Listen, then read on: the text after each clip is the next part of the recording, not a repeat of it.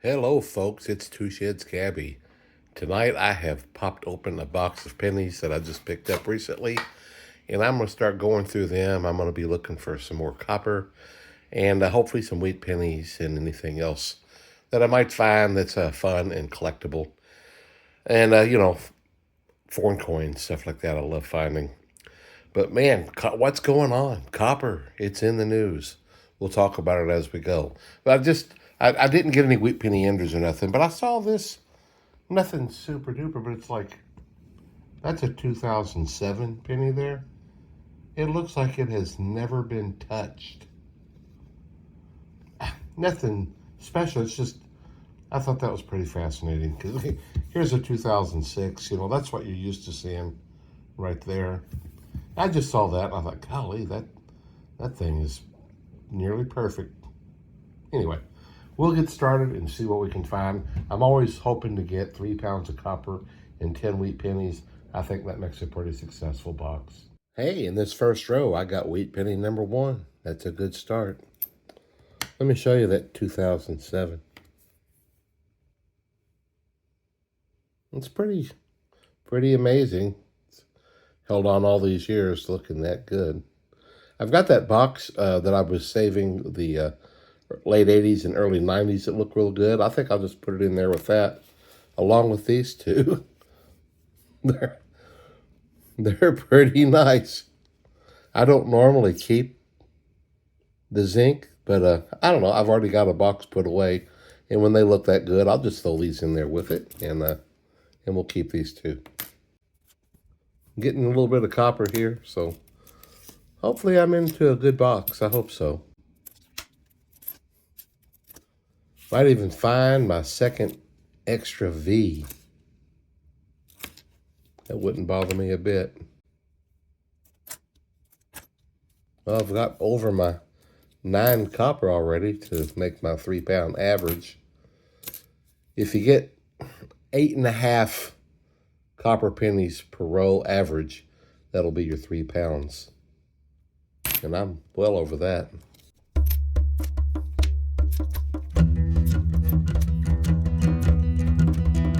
This is now the 8th row, and here's wheat penny number 2. 1946, Philadelphia. Cool.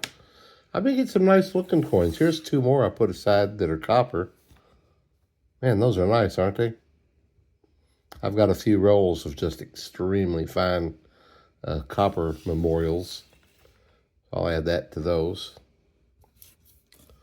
So far, I have gotten 9 or more coppers in every row, so looking good so far. Hope it keeps that up. In the news, I'll just weigh that one. I can't see the date. In the news, August 1st, Trump is putting big tariffs on copper imports. Just the mention of that has caused copper prices to go up between 9 and 10%. That's a pretty big jump, and it's going to go up more, I presume, if these tariffs start. But his point, there's a lot of people screaming and hollering, but his reasoning is we produce half of the copper that we consume. And here's a list of the stuff that we consume.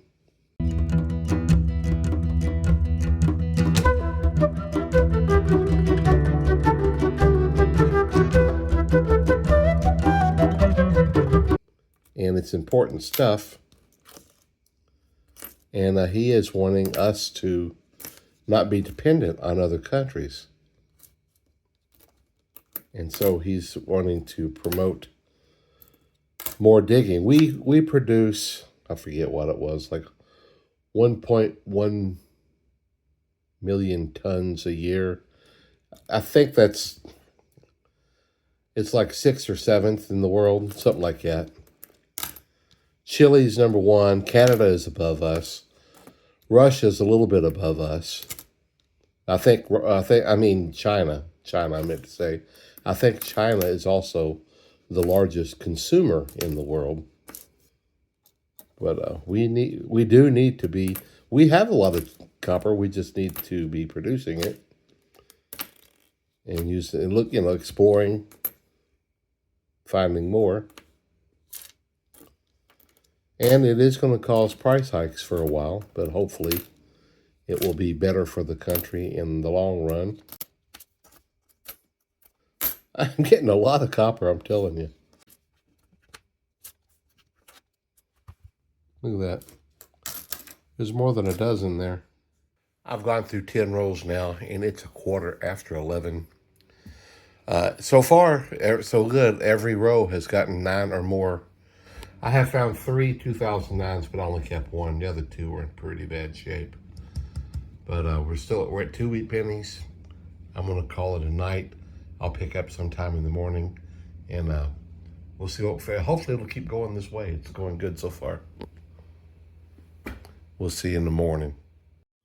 Good morning, folks. It is, oh goodness, it's 20 minutes till 9. I'm just finishing up my coffee. And the first row I opened up this morning, I get a Canadian copper. I'm doing this backwards because it's so bright, and I got the shadow if I try to do the left-hand thing. And I'm left-handed, and so trying to do things with my right hand's a little bit awkward. But here's a 1980 Canadian, first one of those. Right at the end of the row here. The copper's looking good. Oh yeah, we're having some changes made around the place here that we've bought, and we're having a couple of LP tanks put in the backyard, and they're being delivered as we speak. Here's a short video of them just down the road being brought here.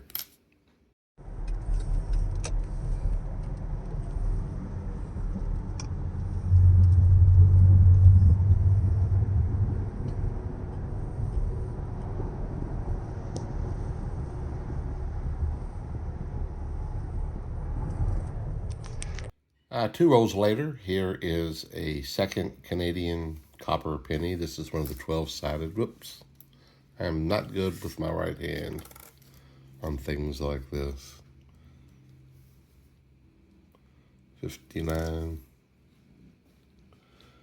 Oh, I may just have to wait till this sun goes up a little bit. I tell you. I don't think it shows up very bad. I think actually it's nice and bright when it shows up when I edit it, but trying to do this through the camera in the sun, I can hardly see a thing. So those tanks, what do you think? Should I put them right next to each other, right in the middle of the backyard, or make them on each side of the backyard so that my yard is impenetrable?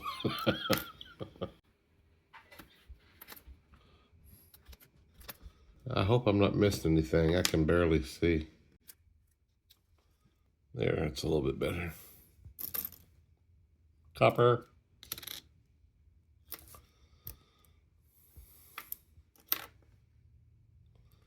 $82.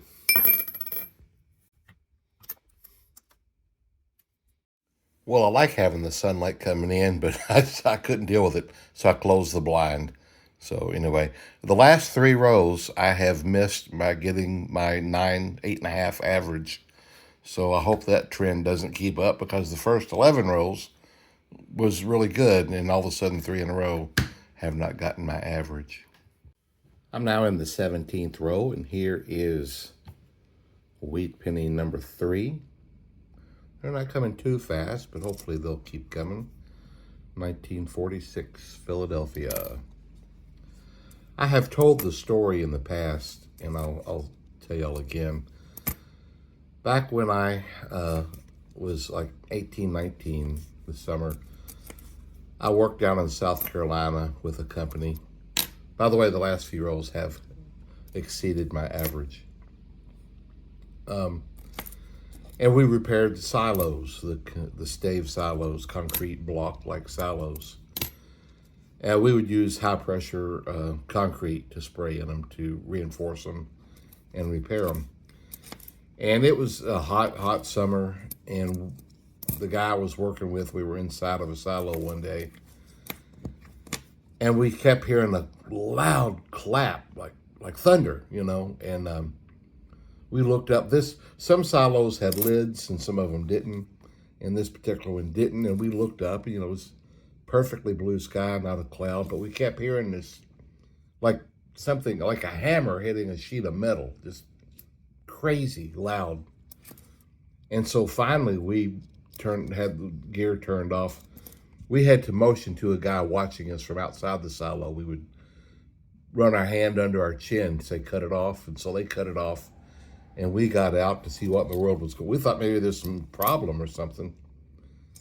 And we got out, and folks, there was not a cloud in the sky, but there was literally bolts of lightning that would come down and hit the ground, and dirt would fly up in the air. I mean, it was crazy, kind of scary, but it was wild.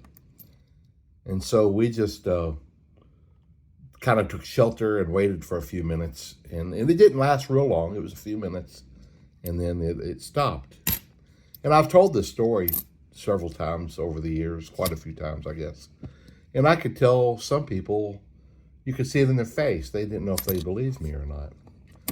But I just wanted to say that last month in New Smyrna Beach, Florida, there was a man on the beach on a clear day that was struck by lightning and killed. The very next row, check this one out, guys. 1919S. Well, that's cool. There's an old one. I haven't gotten one this old for a while. That's really neat. That guy is 106 years old. Ain't that neat? That's really cool. Wow. My wife cut back yesterday. She was up with her friend and her daughter, our daughter, spending a few days. And my daughter was doing some drywalling, sanding and stuff, making some repairs. I think they're going to sell their place this year and next and get another place that they're working on. And my wife was saying that, she was breathing that for a while and got a bit of a sore throat, which is understandable. And I was reminded myself of when I worked there in South Carolina. We were inside these silos and spraying, this high pressure concrete, but a lot of the powder would always constantly be floating around. There's another Canadian copper. Oh, and a wheat penny right behind it. That's cool. 1964, Canadian copper, 98% copper. What year is our Wheatie? It's number 4 Wheatie, 1956D. No, it's number 5. Oh, well, neato. I didn't realize that. Anyway, I would literally, and this is not kidding, every day that we sprayed the gunite, I would literally wake up the next day. My throat is all sore and raw, and I would spit up a brick, a concrete stone. I mean, it had weight. If you found a gold nugget that big, you'd be super excited. Every morning, man. No telling what that has done to my throat over the years. I don't know. Hopefully there's no long-term problems, but that was gross. And it was sore. You hack that out, and this brick literally came out of my mouth from the back of my throat every morning after we had done that the day before. And which was almost every day. We worked 7 days a week back then. The only thing that kept us from working is rain, which in the summer in South Carolina doesn't rain a lot. It rained a few days, and we were, the guy I worked with, we were happy for it because it gave us a break. It was hard work.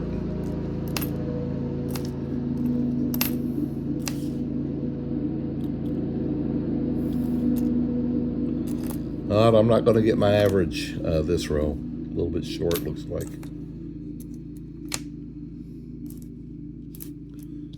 Bummer.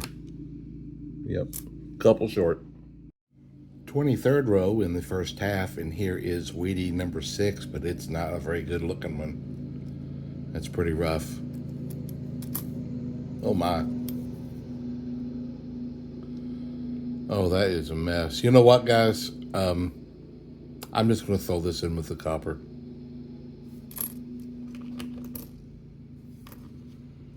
That's really bad. I don't know what's going on there.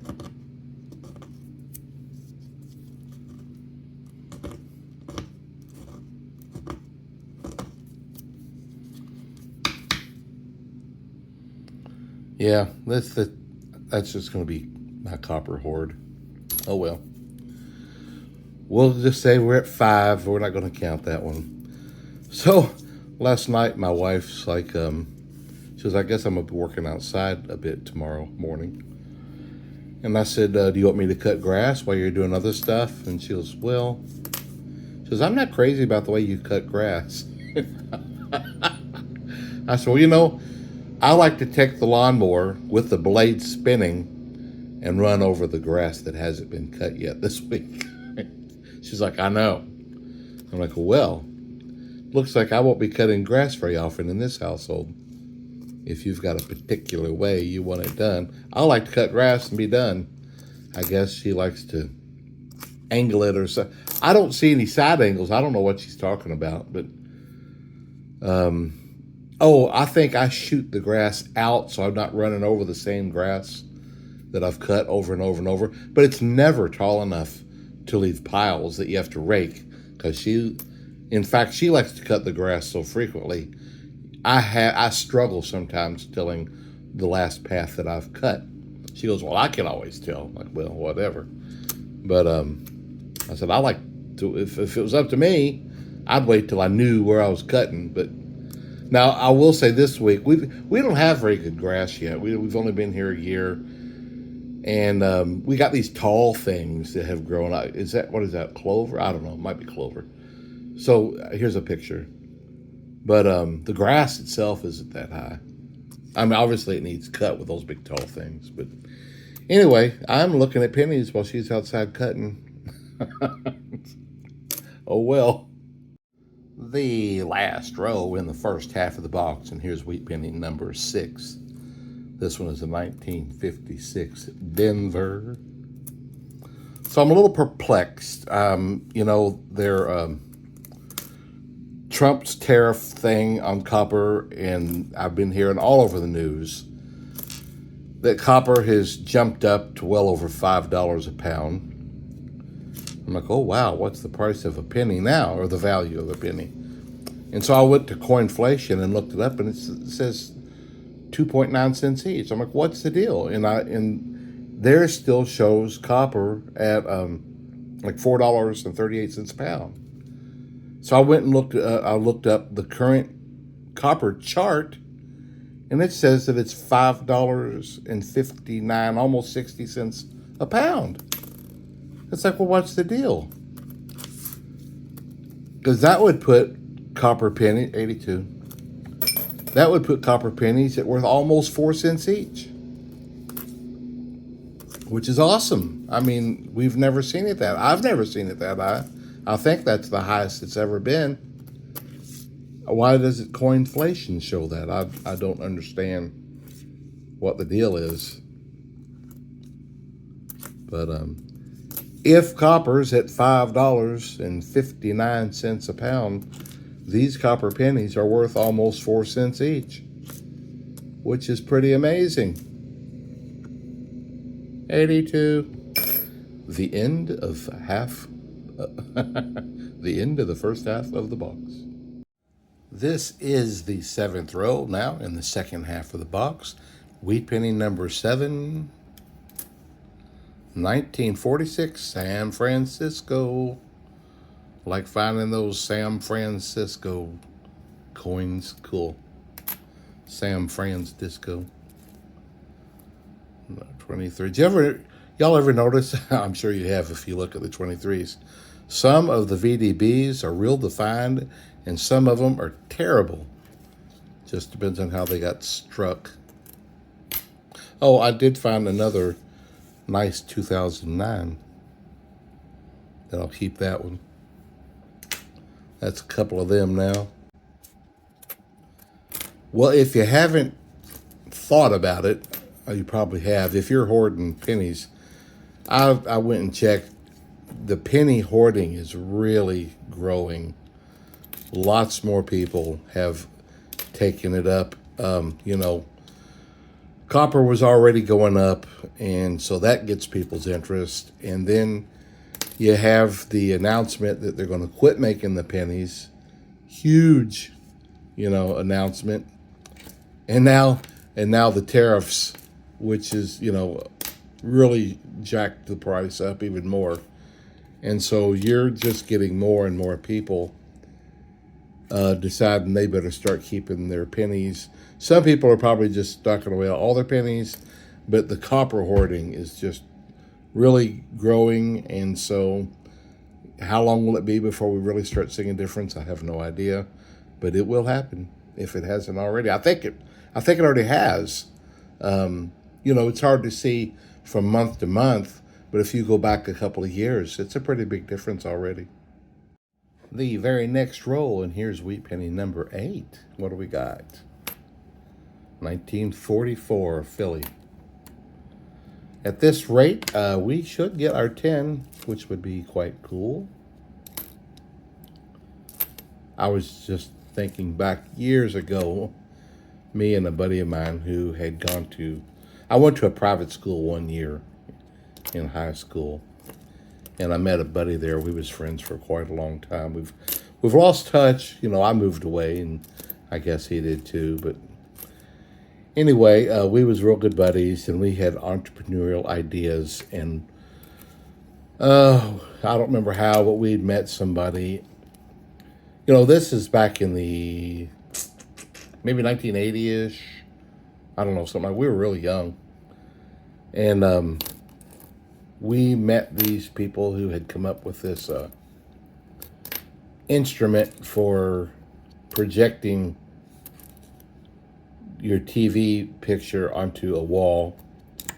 And this was really pretty new technology. It was this cone-looking thing, and it had to flip it back over, because when you do that, it turns it upside down. But there was another glass in there that turned it back up right side up, and we thought these were really cool. And we talked with the owner of the company who was producing them, and we said, let's see if we can market some of these. They were pretty neat, and we had arranged to get a couple of rooms at a hotel in Nashville, Tennessee, and we were having the projector shipped there to wait for us. We contacted the hotel and had them, have it wait for us, and they said okay. And then we got there on the day that we were supposed to show these things. We put an ad in the paper, and the projectors did not show up. Unreal. So we sat in our hotel room, and we heard people knocking on the other door, the adjacent door, and we just didn't answer it. That was, I guess, our first attempt at entrepreneurialism, outside of cutting grass and things like that, and it didn't work. Number 9. Here is wheat penny number 9. This is the 12th row. It's a 1948 Denver. Cool. Number 9. Today's Saturday, and every week we have lunch at 82. We try every Sunday to have lunch at my mom's. And my brother comes, and my sister-in-law, a couple of my sister-in-laws sometimes comes, and my niece sometimes. So you don't know for sure who'll be there. We usually try to contact people to get an idea, but it's like, what are we going to do? What are we going to do this week? There's an S coin. Put that aside. Oh, I got a third 2009. All three have been the same reverse design in this box so far. And so, my wife fixes the meals most of the time, but it's always the problem. She doesn't want to cook things too far ahead, then chill them, then reheat them. And some things don't do as good that way. So it's always a dilemma of, what we're going to do. Every now and then, we'll just say, look, we have got so much going on. Can somebody please provide something? And like my brother will stop and pick up a couple of 82, a couple of rotisserie chickens and some baked beans, or maybe some potatoes or something. My mom will fix green beans. But usually my wife tries to fix something. But we were sitting outside just, it was really hot, but I wanted to burn some more of the limbs. We got so many limbs back there that need to go. So we started a fire and then we're way away from the fire. And I said, I bought some ground beef while you were gone that was on sale. I threw it in the freezer. I said, I'll just make some chili. And, I can do that. So that's our plan so far, is the chili. Here's a different 2009 design. That is my fourth one. I'll keep this one. There were two that were just terrible. I didn't keep them. Yeah, it's the hottest day of the year. Let's make some chili. That's not usually what you do, but it's just easy, and it's, we can run it over there. They get to my mom's house considerably longer before we do, so they can just turn the crock pot on and, something like that. This row didn't get its 9 that I need, but I think I'm really well in line to get my 3 pounds in plus. Here it is, folks, number 10, double digits. We have wheat pennies in double digits. I also picked up a third design of the 2009. Wonder if I'll get the fourth. What year do we have for number 10? 54 Denver. Wheat penny number 10, cool beans. This is the 15th row, so we're about to head down the final stretch, the last 10 rows of the box. See what else we come up with. We did get a penny over 100 years old. That's very cool. Got a few Canadian. Ugh, that's a rough one. I think we'll put that in the melting jar. I got a bunch of them now. I think I need to get out there and do that. I've got my melting oven over at a friend's house, and I think we'll go over there and try to get that done. Maybe do some other melting while we're over there. I need to contact him and get something worked out. Here's what I used to start my pit fires outside. I just came across another one of these. I don't know where it came from, but I got 3 of them now. Refillable little butane lighters. I love these little things. Right at the end of the row, now with 9 rows to go in this box, here is wheat penny number 11, 51 Denver. Right at the end. Now 6 rows to go, guys, and here is a 1952 San Francisco. Several S coins in this box. That's pretty neat. So a weird little story. This is kind of goofy, but my wife got me this new Yeti, and it's like a little. Here's the picture of the top right here. And the water wasn't coming out good. I was sitting there adjusting it back and forth, and it just wasn't a good flow, trying to take a drink. And oh, there's an old one, 24D. Look at that, 95 years old, 1930 Philadelphia. Well, that's neat. Number 13, cool beans. Anyway, I'm sitting there fiddling with it. I'm sitting at my couch watching TV while my wife's gone. And I popped the top off, and I just set it on this little end table. And now, I'm just drinking my water, 82. And I don't even think about it till the next day. And I go to look for that little top, and it's not there. I'm like, I've knocked it off the table or something. Probably under the couch. I'll get it later. So my wife shows up, and I tell her, I'll say, I lost the little cap on my Yeti. I said, it's probably under the couch. We'll try to get it later. Oh, that's a shiny looking thing. 82. And I didn't think another thing about it. My wife's been out cutting grass, and she stopped to take a break, apparently, and she wrote to me. My sister-in-law picked up my mom this morning to take her to get her hearing aid picked up, or something like that. And she sent this picture to my wife saying, "Is this off your Yeti? It's at your mom's house." Your mom.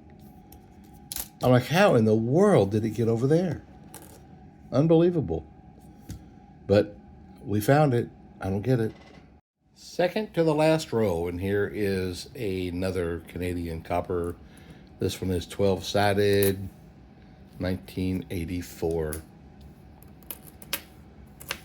About to wind down. I'll weigh the 82s, and then we'll see how much copper we got for the day. I'll weigh that one. It's zinc. Thought it was. I'm pretty sure I've got 3 pounds. What's that? Oh, that's Canadian. I believe that's the older Elizabeth, not the newer one.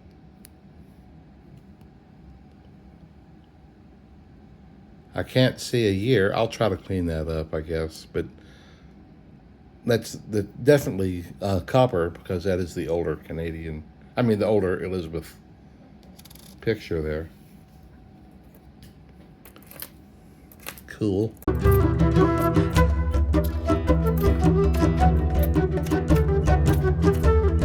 Oh, there's another Canadian. 3 in 1 row. 1964. How about them apples?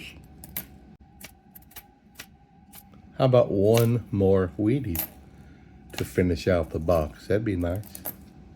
We're at 13, which is pretty good. I'm not complaining at all. And if I get my 3 pounds, that's a pretty solid box. Plus one of the Wheaties is over 100 years old. Pretty good box. Copper, copper. Well, no wheat penny in the last row there. I have weighed out my 82s and added the copper ones to my today's copper box. Now the big question is, how much did we get? I'm pretty sure I'm over 3 pounds. Oh yeah, well over. We're at about 3 pounds, 9 ounces. Pretty good. 13 wheat pennies, one of them over 100 years old.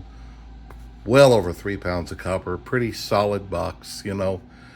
Nothing that's going to scream and holler and jump up and down about, but just a good solid box. Thanks for watching, and I'd like to hear what you guys think about, you know, the copper hoarding. Are you all starting to see less copper? Are you starting to feel the difference? You think it'll be a while before we really see a big difference? I'd like to hear your thoughts. Take care.